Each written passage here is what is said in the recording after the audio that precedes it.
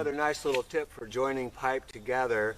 Yeah, they do make a coupling that you can buy and put together, but it works the same way as this. If you cut out a small piece about 4 or 5 inches and you go ahead and slice this in half, and then squeeze this together. What we're doing is we're making an insert. We're going to squeeze it real tight. We're going to slide one piece into here, about halfway, and then we're going to take the other piece. It's stuck in the trench, and we're going to slide it on to this piece. And just wiggle it until it gets flush. And you can see it totally disappears. And now we can push this all down into the trench and continue to lay pipe.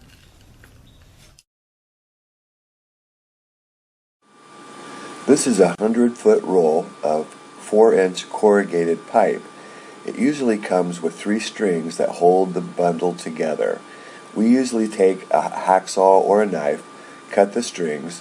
One person holds the roll and spins it while the other person walks down through and pulls the pipe out of the roll.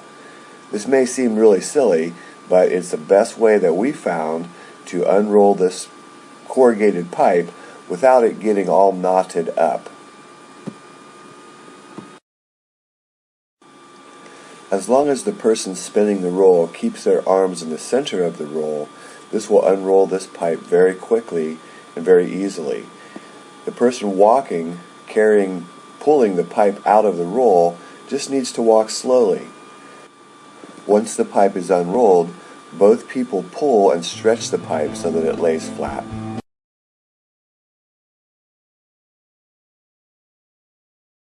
When you have a leftover piece on your roll, it's always best, remember that the roll came with string that held it together.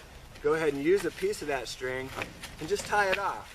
Make a little knot, because you want to be able to use this in the future, even if you're just a homeowner and you're going to not go to another job like us. You still want to keep this pipe in good shape, and you may use it again in the future. You never know.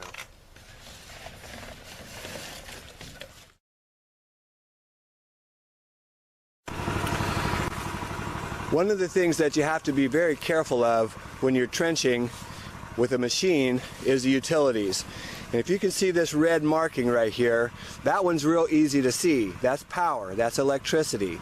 We come on back here a little further, and you can see the telephone and the cable box, and you see the orange markings. The orange markings are marking for cable and telephone. And you can see them going across the backyard, which we're not going into. However, let's follow this red line. You can see that that is the power, but this is fall and the leaves have fallen.